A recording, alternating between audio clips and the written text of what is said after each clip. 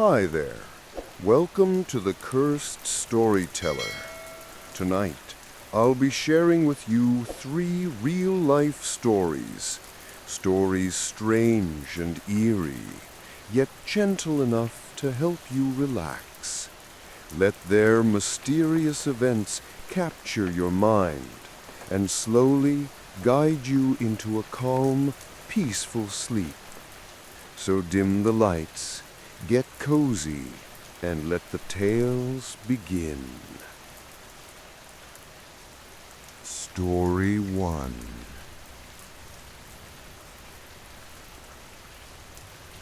I was an emergency medical technician. This call changed me. Working an emergency medical technician job is about as easy as you would expect. Late nights, stressful days, never-ending shifts, all the works. I was a paramedic. I started interning at 17, and by 21 I was on payroll. Now, if you're here reading this, then chances are you've probably heard countless paramedic stories before, but I can assure you, this one will take the cake. It started like any other night. A call comes in, my partner and I are dispatched, and we rush to the scene, sirens blaring. We paramedics aren't typically informed of the exact nature of the emergency when calls come in. We're taught to get to the scene as quickly as possible and assess the situation once we arrive. So my partner and I were completely clueless as to what we were walking into. The call led us away from the city's heart and toward its outskirts.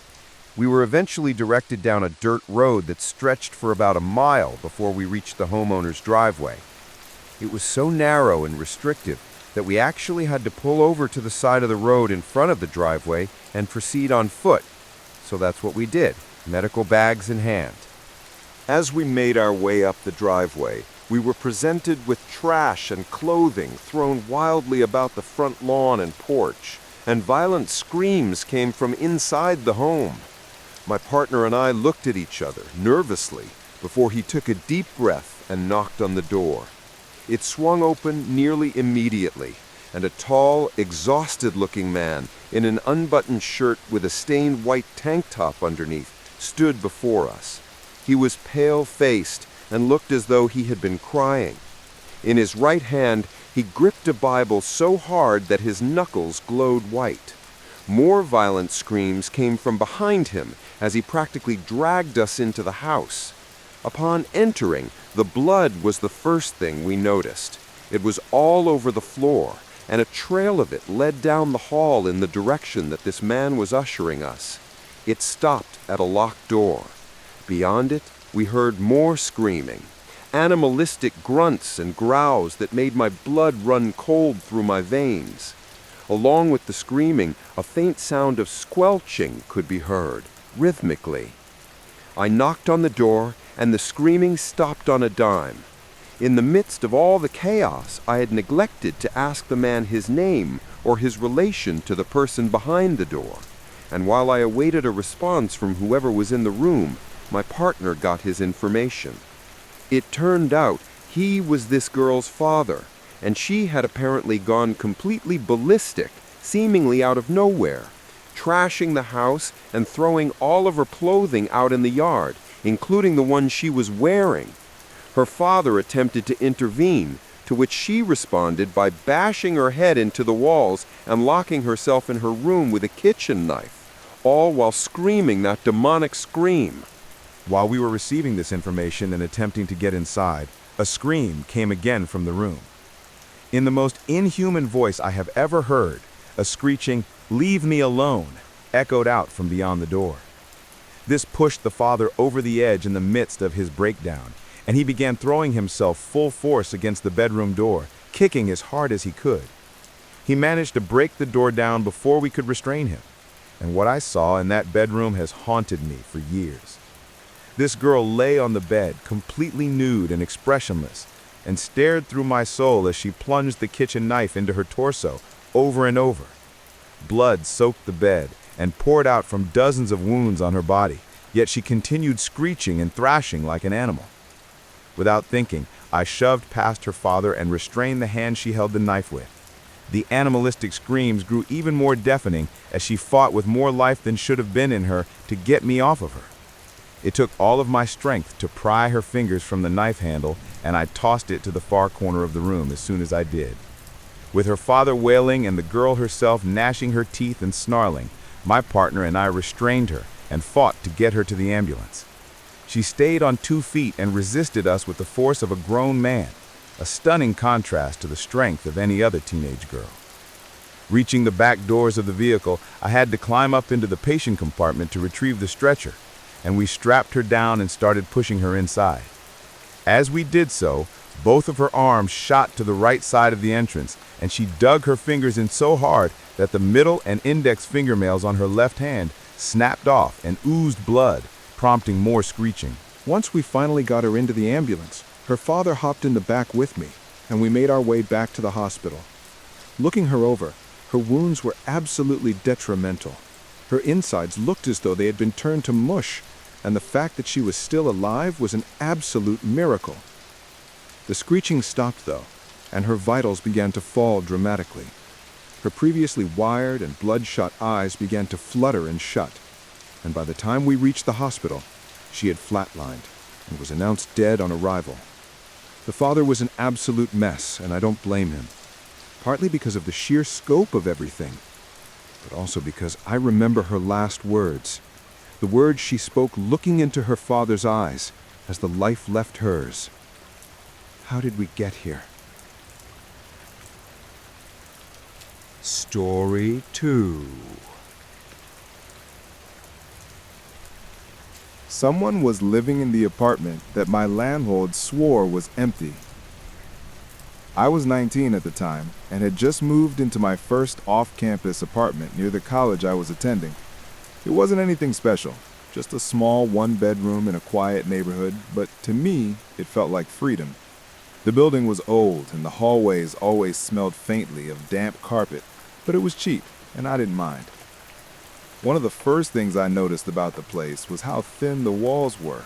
I could hear the couple next door arguing late at night, or the old man downstairs coughing for what felt like hours.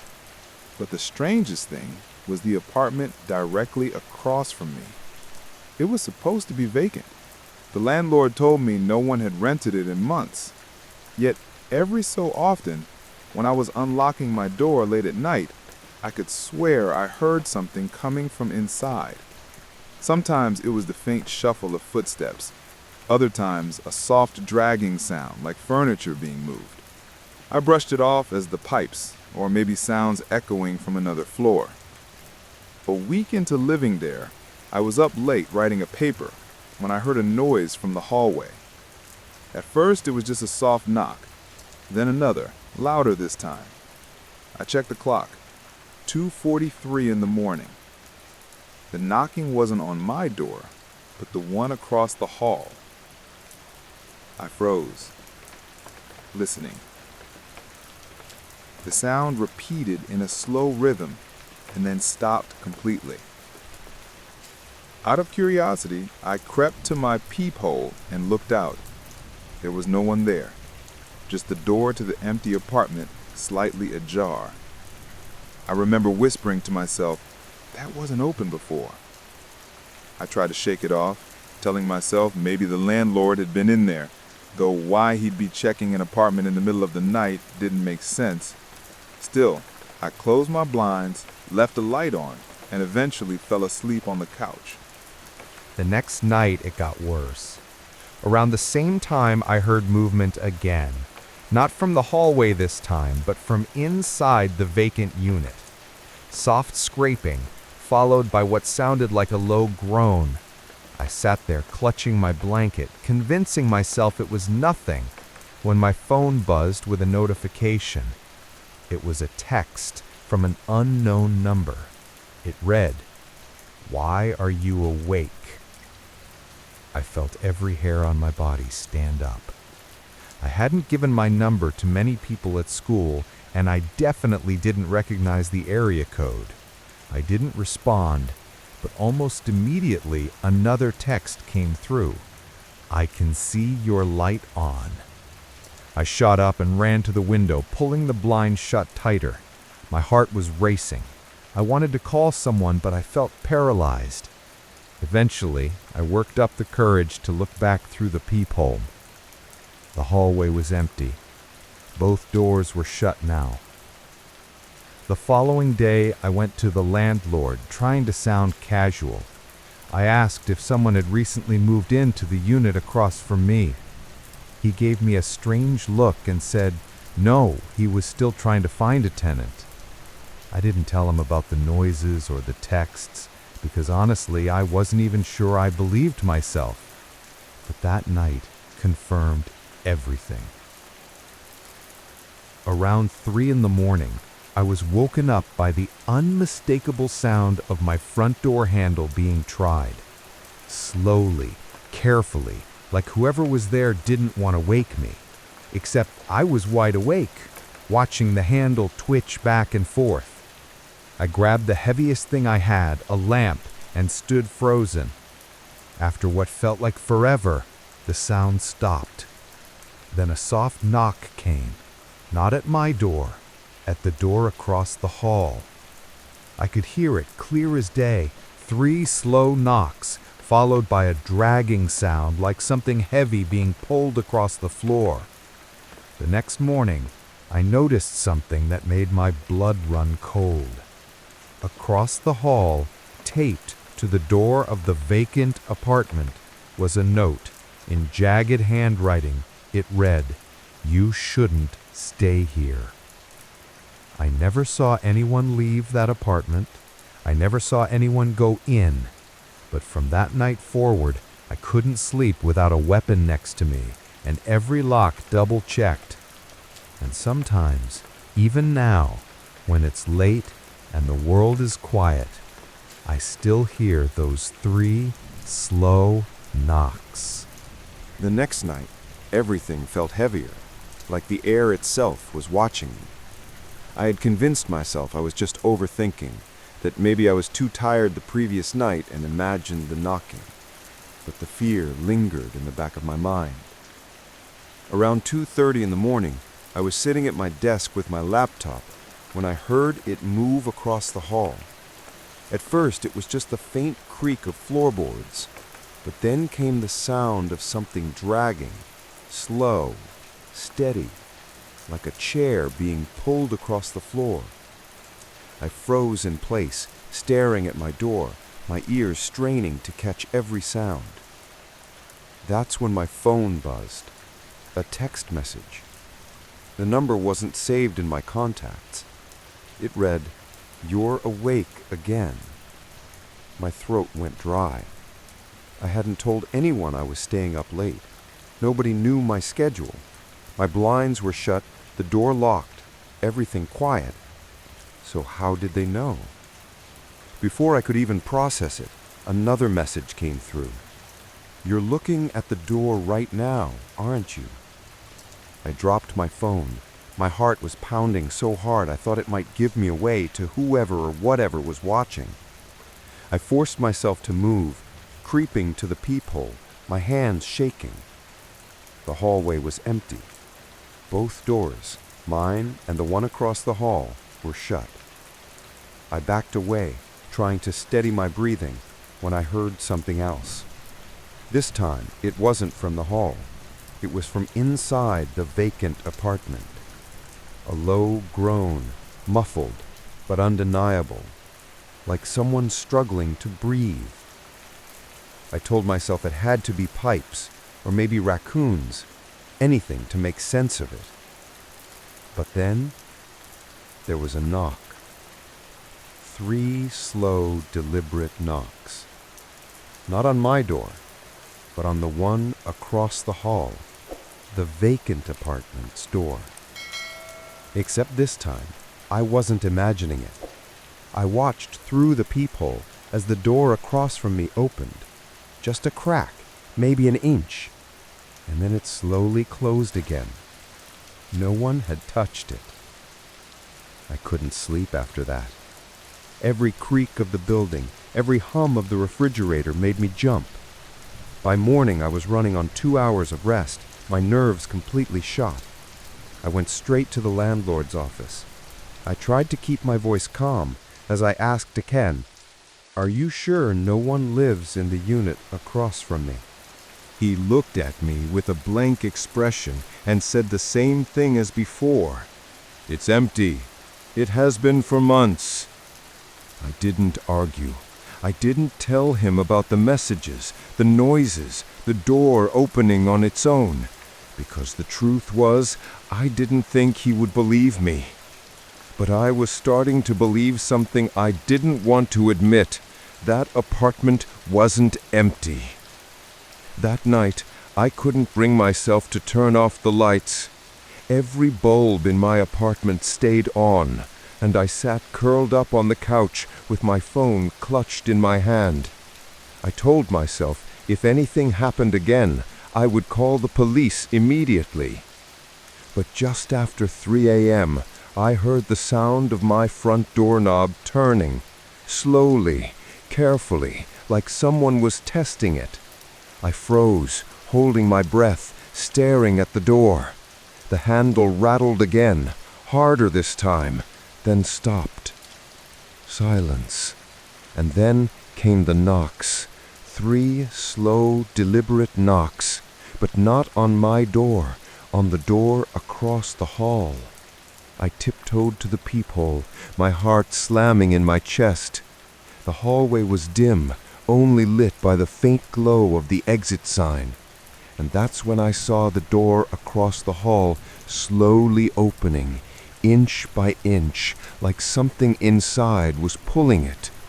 For a moment, I expected someone to step out, but no one did.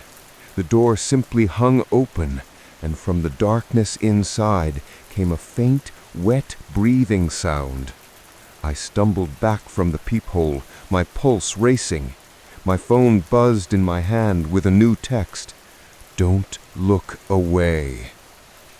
I dropped the phone and ran to the bathroom, locking myself inside. I sat in the tub with the shower curtain pulled closed, gripping a lamp I'd ripped from the nightstand like it was a weapon. I didn't move for what felt like hours. Eventually, I heard slow footsteps again in the hallway. Then, silence. When the sun finally came up, I forced myself out of the bathroom and looked through the peephole one last time. The hallway was empty, but taped to the door across the hall was a single note written in jagged handwriting. It read, "You shouldn't stay here." I packed my things that same day. I didn't tell the landlord why I was leaving, and I didn't tell my friends either. Even now, I don't know what was in that apartment or who sent those messages. But sometimes, when I'm lying in bed at night, I still hear it. 3 slow knocks. Story 3. About 10 years ago, I was newly divorced and living alone in a small one-bedroom apartment. The building seemed safe. It had a doorman, cameras in the hallways, and the faint smell of lemon polish in the air. I thought I had finally found peace. After years trapped with a jealous, controlling husband, I was free. I could breathe. I could live. But that sense of safety did not last long. I worked long hours. Most nights I came home after midnight, exhausted, barely able to see. I would enter my apartment, lock the door carefully, and collapse onto my bed. In the morning, I would wake before 7, get dressed quickly, and leave for work again. Weeks passed in this routine, and then small, strange things started happening. At first, it was minor. My hairbrush wasn't where I left it, a bottle of nail polish disappeared, a small photo frame shifted slightly. I told myself I was tired or forgetful, but soon it became worse. One morning, the door to my apartment was slightly open. I knew I had locked it. My stomach sank, but I told myself it was a mistake. Then it happened again and again. Objects vanished. razors, scarves, my underwear. One night, I swore I heard faint footsteps in the hallway while I was in bed, but I convinced myself I was imagining it. Fear began to creep into my bones. I started nightly rituals: lock the door, turn the handle 3 times, and whisper, "It's locked, it's locked, it's locked." Still, in the morning, the door was half open. One night, I tried to stay awake and watch the door. I sat in a chair, staring, but sleep is heavy. It took me anyway. I decided to buy a high-quality video camera. I set it low to the floor, hidden under towels, facing the door. That night, I locked the door, followed my ritual, and lay down to sleep. Morning came. Everything looked normal, but I sat down to watch the tape. Hours of nothing. Then, the door handle twitched. Slowly, the door opened. A man slipped inside. He paused, listening. Then he stepped into the light. Thick glasses, curly hair. Familiar. The maintenance man of the building. My stomach dropped. He moved easily, confidently, as if the apartment was his. He walked through the living room, looked around, and entered my bedroom, and never came out. I stopped the tape, my body trembling. I called the police, sobbing. 2 officers arrived quickly. They watched the tape, their faces pale. One assured me I was safe. The other said he would stay outside my door while I rested. I lay down, but sleep would not come. My mind raced. We had seen him enter, but we never saw him leave. Cold fear gripped me. I sat up, listening. Silence. I swung my feet onto the cold floor, and then I felt warm breath brush against my ankles. I screamed and ran for the door. The officer grabbed me. Backup arrived. They found him. He was under my bed. In one hand, a knife. In the other, a Polaroid camera. But that was not the worst. He carried a bag. Inside were dozens of photos, pictures of me sleeping, in the kitchen, in the bathroom, even in the shower. Pictures of women I had never seen before. Some were smiling, others frozen in fear. In the bag, there was a folded piece of paper. Written in shaky handwriting were the words, "You are never alone. You were never alone." I thought it was over, but the nightmares started. At night, I heard light tapping on the door, like someone testing the handle. I would wake to find the window open, even though I had closed it. Even stranger were the dreams. In them, the faces of the women in the photo stared at me. One stepped closer, lips moving silently, whispering, "He is not alone." I woke once to the sound of a Polaroid clicking. The metallic snap echoed through the empty apartment. I searched the room. Nothing. Days passed, but I never felt safe. The maintenance man was arrested, but in his bag was an old notebook with names and addresses. Some were crossed out. Mine was last, written in large letters. I began seeing messages outside my apartment, black writing on the walls. "We see you." The next night, "He is only one of us." One night, trying to sleep, I heard muffled laughter coming from the closet. I got up slowly, hands shaking. I opened the door. A Polaroid camera lay on the floor, its red light blinking. On the last flash was a new photo, still wet, my face, asleep on my bed just seconds ago. I stared at the new photo. My hands trembled. Impossible. I was alone. No one had entered. I ran to the door. The handle turned by itself from the inside. Step by step, I heard footsteps in the hallway. Too many footsteps, moving in perfect rhythm, approaching. Whispers, many voices, female and deep male, chanting in a language I could not understand. Then, silence. Then violent banging on the door. Once, twice, 3 times. I screamed, my voice lost in the heavy silence. I grabbed my phone to call the police, but the screen lit up with a new photo. My wallpaper had changed. I saw myself, asleep, from an angle I had never placed a camera. I threw the phone across the room. My legs moved toward the window, but froze. Fingerprints pressed against the glass from the outside, multiple hands, and in the middle of them, a shadowed face smiling at me. I screamed again.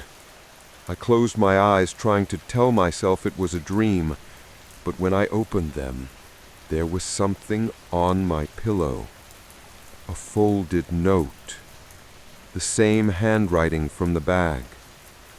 I opened it slowly. It said, "We have taken your pictures. Now, it is time to join us." Suddenly, the room filled with hundreds of flashes, like thousands of cameras going off at once. The light blinded me. My body froze with fear. Then, the flashes stopped. When I opened my eyes, I was still in my apartment, alone. My heart raced. My breath came in short gasps. Everything seemed normal. The room was empty. No one. I was alive. But the feeling of eyes watching me never left. The organization, the faces and the photos, the whispers, they had vanished.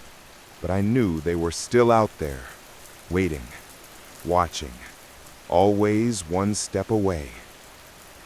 Deep down, I realized my life had changed forever. I would never be completely alone, yet I would never see them. The terror was no longer in the room, but in the knowledge that they could return any time. And when they do, I will not be ready. Thank you for listening. If you enjoyed these tales, don't forget to subscribe to the channel and join me to discover more dark stories that lurk in the shadows. Goodbye, and try to sleep peacefully if you can.